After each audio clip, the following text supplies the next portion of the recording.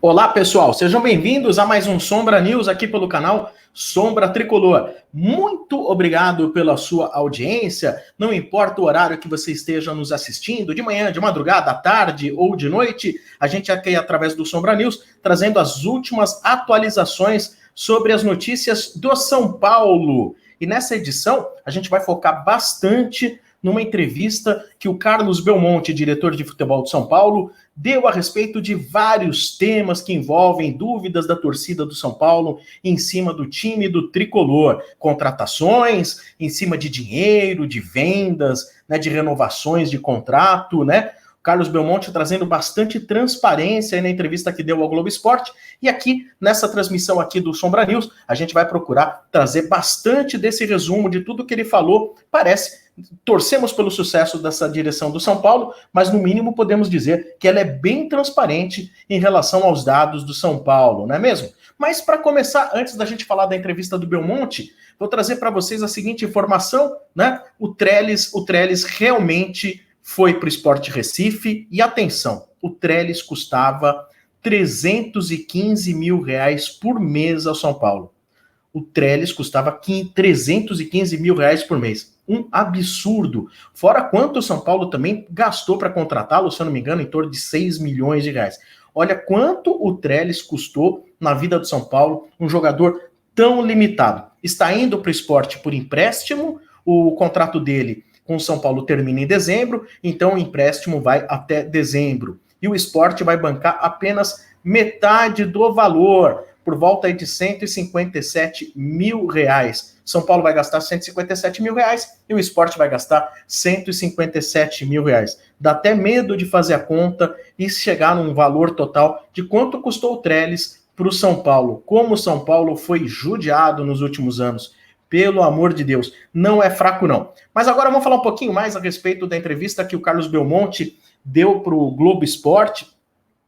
Foram feitas várias perguntas ao Belmonte, né, a respeito do São Paulo, a respeito da dívida, né? Então vamos dar uma pincelada aqui geral a respeito do que ele falou. Chamou muita atenção. Quanto o São Paulo deixou de faturar no ano de 2020 por causa da pandemia e fechamento dos estádios, falta de presença de torcida, né? O São Paulo deixou de faturar 130 milhões de reais. 130 milhões de reais deixaram de entrar nos cofres do São Paulo, né? Só para um parâmetro, de acordo com o balanço do Palmeiras, o nosso rival, o Palmeiras também teve um prejuízo, né?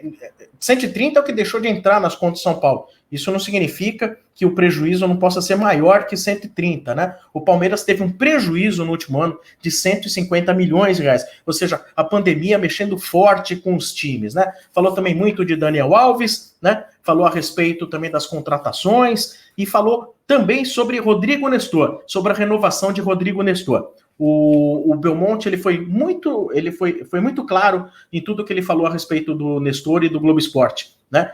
Ele disse o seguinte: olha, você tem contrato de 3 anos com o jogador, você tem que ter a noção exata de que esse contrato, na verdade, é de 2 anos e meio.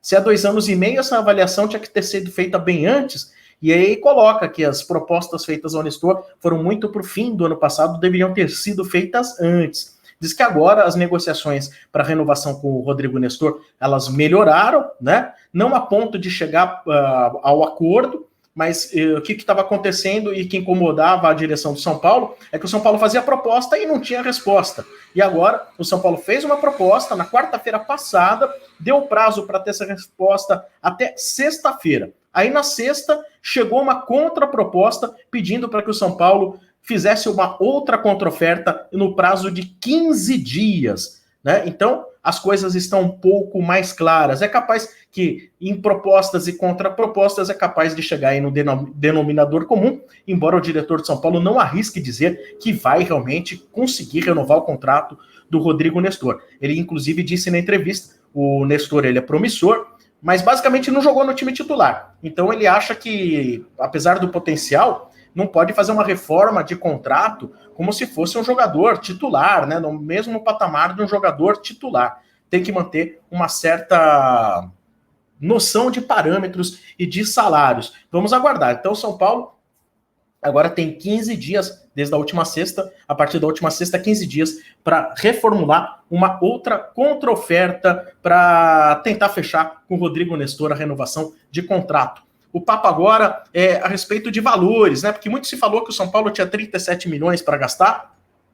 Recentemente o Júlio Casares chegou a dizer que, na verdade, não eram 37 milhões, eram 25 milhões, e o Carlos Belmonte ele foi muito claro em relação a esse assunto também. O único jogador que, de fato, empenhou uma maior parte de dinheiro foi o Orejuela, o único jogador que foi pago para ser trazido, né? E teve um valor aí de $300 mil pelo empréstimo do Benítez.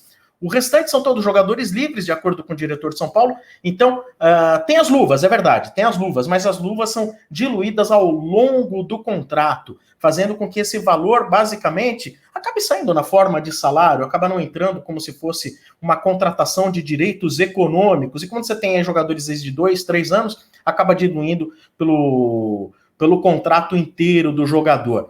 Disse também a respeito das despesas e da folha de pagamento, e nesse momento o São Paulo teve um acréscimo de R$1,5 milhão na sua folha de pagamento. Diz que foi um aumento muito pequeno, mas sabem que terão que reduzir até o fim do ano, né, em uma margem em torno de 10% a 15%, né? Então São Paulo vai ter que chegar no fim do ano, em dezembro, tendo que, no bolo de despesas do departamento de futebol, ter que reduzir de 10% a 15% nas despesas. Então veja bem, o São Paulo aí que se tinha 25 ou tinha 37, ao que consta, gastou 12 milhões nesse momento para ter o Orejuela, $300 mil, estamos falando aí mais ou menos aí de 1.600.000, 1.700.000 reais. Então ainda sobra um certo dinheiro. Apesar de sobrar o dinheiro, parece que não estão muito afim de empenhar esses valores na contratação de um zagueiro, né? O Carlos Belmonte, na mesma entrevista, também falou a respeito do Sabino, do Alan Franco e do Adonis Frias. A respeito do Sabino, ele disse que se trata de um ótimo jogador, muito bom jogador, né? Passou pelo Muricy, o scout, e teve avaliação positiva. Mas, segundo o Belmonte, não houve nenhum contato ainda em relação a empresários ou com o Santos, né?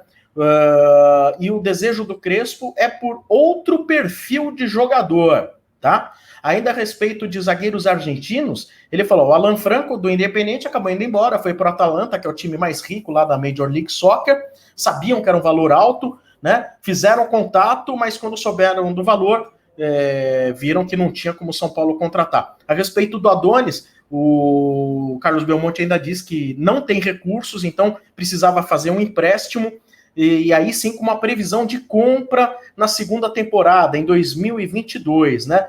Mas ainda não disse que está descartada a contratação, falou a respeito da proposta do São Paulo, empréstimo com opção de compra em 2022, quando avalia que o São Paulo vai ter um pouco mais de dinheiro. Finalizou esse tema dizendo que o São Paulo não tem pressa em relação a contratar outro zagueiro, né? Até porque, aí no meu entender, o São Paulo ainda tem lá o Valse vindo de recuperação, o Valse é um jogador promissor. Agora, é lógico, o Crespo ele quer um jogador que atue pelo lado esquerdo do campo, né? E hoje, jogando pelo lado esquerdo do campo, o São Paulo tem apenas o Léo Pelé com essa característica. O Léo Pelé, que no meu entender, sai melhor com a bola, mas defensivamente talvez não seja o mais forte dele, né? A zagueiro talvez... já o Bruno Alves é melhor como zagueiro, né? O zagueiro de espera. Já o Bruno Alves teria essa deficiência para sair jogando. Então vamos aguardar aí, saber, porque as últimas informações que eu tive é que o São Paulo tinha pedido um tempo para pensar a respeito do jogador Sabino. O Sabino que viria, se viesse, viria ganhando mais de R$200 mil e mais comissão e mais tanto, porque ele fez um contrato enorme lá com o Santos, né? E a respeito de mais, falando ainda de dinheiro, né?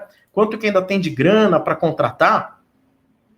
É aquilo que a gente falou agora há pouco. Tem pouco dinheiro para contratar. A respeito de outro tema, falando ainda de grana, o Elinho. O Elinho pode ser vendido por R$22 milhões. Ao que consta, o Red Bull vai adquirir o Elinho, vai exercer a opção de compra e vai adquirir o Elinho. Então vejam, o São Paulo ele tem uma previsão de ter que vender R$170 milhões. Tem que fazer R$170 milhões em vendas durante o ano. Já pegou aí basicamente uma venda de 80 milhões. Aí eu não sei dizer se é um pagamento à vista ou entra tudo agora ou entra parcelado. Mas ele conseguiu fazer uma venda de 170 milhões. Com essa entrada de dinheiro aí, mais de 22 a 23 milhões, a gente vai chegar perto aí de 100 milhões de reais, o São Paulo ainda vai precisar fazer mais umas vendas aí para tentar atingir 70 milhões de reais no ano. O diretor de São Paulo, Carlos Belmonte, disse que na abertura da janela do meio do ano, provavelmente vai ser necessário vender mais um jogador para conseguir cumprir essa questão orçamentária, tá bom? É isso aí. E só para complementar, uma última informação, o jogador Éder, ele foi anunciado, mas ele não foi apresentado à imprensa, foi feito apenas um anúncio através das mídias sociais, e então o Éder já começa, inclusive, já começou a treinar com o time do São Paulo, tá bom? Não são grandes novidades, mas é um resumo aí, um raio-x das informações do São Paulo nessa sexta-feira. Então, fechando aqui mais um Sombra News. Muito obrigado pela sua audiência. Estamos sempre por aqui fazendo as Tricolives, as coletivas pós-jogo. Infelizmente agora estamos sem coletivas porque não temos jogos, mas estamos trazendo sempre as informações aqui através do quadro Sombra News, tá bom? Se você gostou das informações, se você gosta do nosso canal, deixe o seu like, tá bom? Muito obrigado pela audiência, inscreva-se também no canal e compartilhe com seus amigos são paulinos. Valeu, galera!